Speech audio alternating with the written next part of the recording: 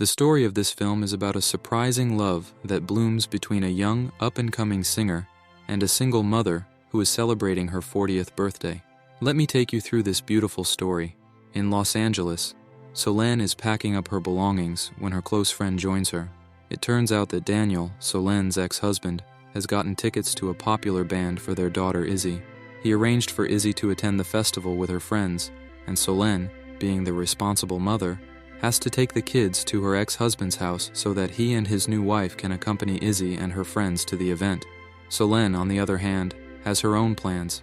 She intends to spend a solo weekend in the wilderness, reconnecting with herself after 20 years. On the way to Daniel's house, she reassures Izzy that everything will be fine and that she need not worry. Once they arrive, Solène hands the children over to Daniel and exchanges polite words with his new wife before heading back to her car. Daniel tries to invite Solène to dinner with him and his new wife, but she firmly declines the offer. It's clear from her thoughts in the mirror that she harbors deep resentment toward Daniel, blaming him for destroying her life and causing all of her misfortunes. She is not about to join him for dinner. Instead, she's determined to spend her weekend in the woods, far away from anyone. However, just as she's about to leave, an emergency arises, forcing Daniel to ask Solène to take the children to the festival, leaving him to handle the problem with Eva. Reluctantly, Solène agrees, canceling her plans and taking the children to Coachella. Once they arrive at the festival, Izzy and her friends head off, and Solène, not a fan of the music her kids love, decides to find a quiet spot to rest. But her moment of peace is interrupted when she finds herself in a toxic conversation with a middle-aged fan, prompting her to excuse herself under the pretext of needing the bathroom. Following the fan's directions, she finds herself in a truck and, after insisting she needs to use the restroom, she unexpectedly encounters Hayes. Upon leaving the bathroom, Solène realizes she has mistakenly entered Hayes Campbell's trailer, a lead singer from her kids' favorite band. Apologizing, she attempts to leave, but Hayes persuades her to stay for a drink before the show starts. Solène explains that she needs to get back to her daughter, refusing the drink. As they talk, Hayes learns that Solène is single, and an interest begins to spark in him. Just then, the band's technicians enter, giving Solène the opportunity to leave. Not long after, members of the August Moon Band arrive to sign autographs. Izzy, accompanied by Zeke, arrives and starts getting autographs from the band members. Solène, reluctantly following her daughter, runs into Hayes again. Izzy notices the two have met before, and Zeke, ever the social butterfly, invites Hayes to the opening of Solène's modern art gallery in Silver Lake.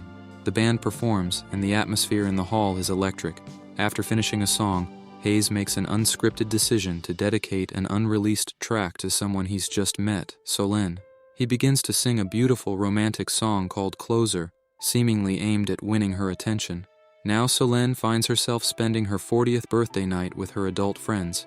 Yet the script reveals that she's not truly enjoying their company and has no desire to connect with people her own age. Later, at the gallery, Solène is busy advising customers when Hayes shows up again, explaining that he needs artwork for his home in London. Though it's clear that Hayes has researched Solène from Silver Lake, he's come to see her personally. After some discussion, Hayes decides to buy every piece in the gallery for his house.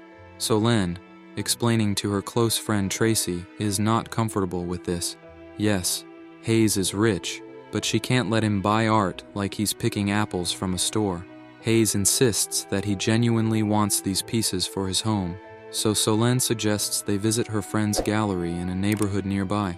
She discreetly leads Hayes away from the fans, and they make their way to her friend's garage art space. After viewing some artwork, Hayes finally admits that he's glad to have met Solène. He wants to get to know her more, even though he's aware of the complications. She's a single mother, and nearly 16 years older than him. He suggests they have lunch together, but Solène, aware of his fame, declines, knowing they would be constantly interrupted. Instead, she invites him to her house for a sandwich. As they prepare the sandwiches, they share personal stories about their families, beginning to connect in a way neither expected. Their budding relationship is one of those quiet, unexpected moments that turn into something far more meaningful. While eating their sandwiches, Hayes asks Solène to open up to him, to lay her heart bare as she would to a friend. But she warns him, if she does, he might not like what he hears, and he may just run. Hayes assures her that won't happen. So Solène tells him how her ex-husband repeatedly broke her heart with his infidelities before leaving her behind to live his new romantic dream. Meanwhile, she has spent years drowning in sadness, convinced she's a failure. Hayes doesn't flinch. He tells her not everyone is the same, that he isn't like Daniel.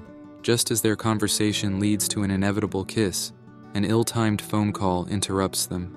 Hayes turns to the piano instead, playing a beautiful melody, pulling Solène into a moment so raw, so electric, that they finally share a kiss, one neither of them can resist.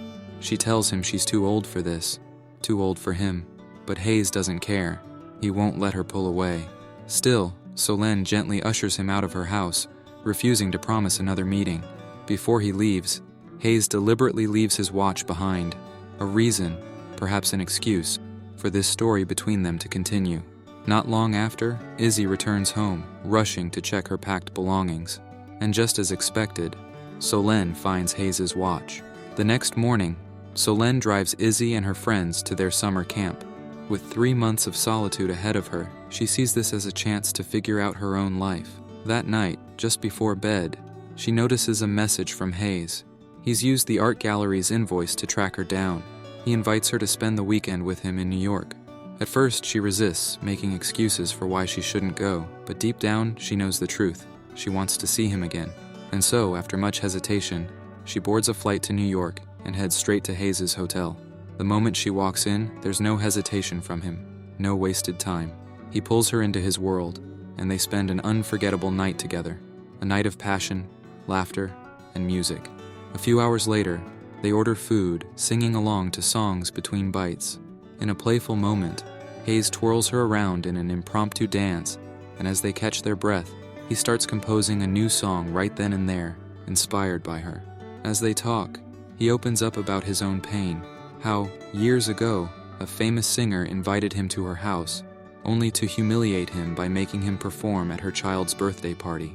He tells Solène that his biggest fear in life isn't failure, it's being made a joke of. Solène assures him he's anything but. He is real. He is brilliant. He is someone who matters.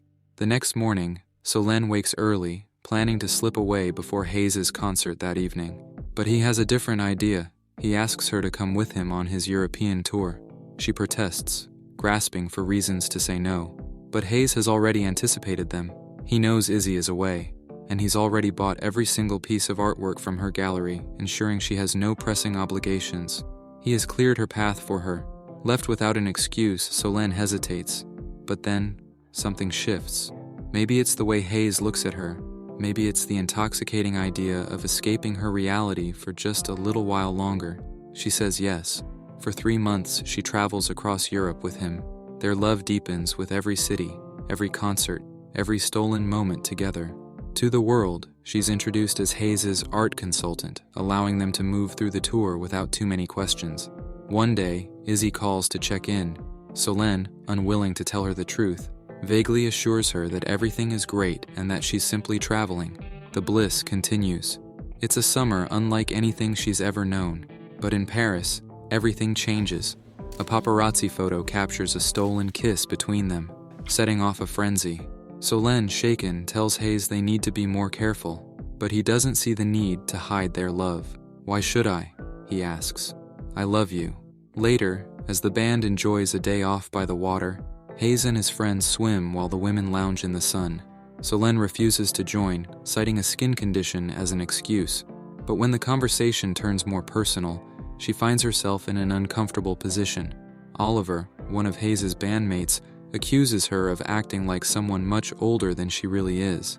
Then, as if to twist the knife, he asks how she and Hayes met. When she recounts their first encounter in his trailer, the night he sang Closer just for her, Oliver and the others exchange knowing glances. It was a trick, a well-worn move, something they all did, every time one of them wanted to impress someone. It was never just for her. To drive the point home, Oliver lists Hayes' past lovers, each one reduced to a name on a list, stripping away everything that had felt unique, special, real, humiliated. Solène tries to leave. Hayes rushes after her, desperate to explain. He swears she's different, that since meeting her, nothing has been the same for him. She's changed him, inspired him. Every song he's written since has been about her. But Solène can't shake the sinking realization. She was always the one keeping their love in the shadows. She never told Izzy, never told her friends. She was the one who never fought for this. And now, faced with the weight of it all, she does the only thing she knows how to do. She runs. Hayes doesn't stop her. Not because he doesn't want to, but because he sees it now. Solène was never truly ready to give them a chance. She walks away, knowing she's breaking both their hearts. And this time, she doesn't look back. Solène leaves our singer behind, tears in her eyes, and returns home with weeks still remaining on the summer tour. A few days later, Daniel arrives at her house with his wife, Ava, bringing a gift for Izzy, but Solène isn't thrilled about their visit. As the conversation unfolds, Daniel brings up a rumor. One of his colleagues swears he saw Solène in a Parisian cafe, hand in hand, lips locked with the biggest pop star of the moment. The revelation enrages Eva. The truth is, she has been considering leaving Daniel. His hypocrisy, his double standards, they have exhausted her. And in that moment, as Solène watches the chaos unfold, she realizes something. Her ex-husband isn't happy. The same betrayal he inflicted on her has finally come full circle. Karma has done its work. Sometime later, Solène wakes up to a message from Hayes. Stay off the internet. Curious and slightly uneasy, she starts digging. And soon, she understands why. News of their romance has exploded across the world. She's now the center of attention, flooded with both fans and haters alike. Realizing the impact this could have on Izzy, she rushes to the summer camp, determined to speak with her daughter. After some time, she manages to pull Izzy aside. Izzy is hurt, not because of the relationship itself, but because her mother kept it a secret. But after a heartfelt conversation, Solène wins her daughter's trust back. And to her relief, Izzy doesn't object to the relationship. With nothing standing in her way anymore, Solène seeks out Hayes. She finds him in the studio, apologizing and asking to start over. Time passes, and their love story becomes like a sweet delicacy at a grand party, celebrated, scrutinized, talked about by everyone. One evening, Daniel shows up at her house again. He's displeased, trying to mask his frustration under the guise of parental concern, but Solène sees through it. She shuts him down, reminding him that he has no right to dictate anything in her life anymore. If he wants to play the role of a devoted father, he should focus on Izzy, not meddle in her affairs. Then an urgent work trip calls Hayes back to New York, leaving Solène on her own. And that's when everything takes a darker turn. She starts getting harassed by obsessed fans, by relentless paparazzi, by people who see her as an intruder in Hayes' life. Even when she goes to pick up Izzy, she finds herself watched, followed. Worse, Izzy begins facing backlash at school. Her classmates whisper, taunt, judge. It becomes too much for her to the point where she asks Solène to take her to Daniel's house instead. Seeing the toll it's taking on her daughter, Solène makes a heartbreaking decision. She ends it. Hayes pleads with her, begs her not to do this, to fight for them. But Solène is a mother first, and she will do whatever it takes to protect Izzy's future. She walks away. Days pass, filled with memories she can't escape. And then, one night, a message from Hayes. Open the door. When she does, she finds him standing there. He pours his heart out, telling her he can't live without her, that none of this, his fame, his music, means anything without her in his life. But they both know the world won't make this easy for them. So, they make a promise. 5 years. 5 years apart, to let the chaos settle, to let the world forget, to give Izzy time to grow up without scrutiny. Solène urges Hayes not to put his life on hold, to take every opportunity that comes his way, but he assures her he will always choose her. And so, time passes. 5 long years. Izzy, now grown, has moved to another city, building a life of her own. One evening, Solène happens to see Hayes on television. He's still singing, still captivating the world. And as he performs, it's clear, his music is still about her. His love for her hasn't faded. Then, in a televised interview, he makes an announcement. He's coming back to Los Angeles, back to Silver Lake, back to the woman he never stopped loving. This time, with no barriers between them. This time, free to love each other without fear. Thank you for watching my video. I hope you enjoyed it.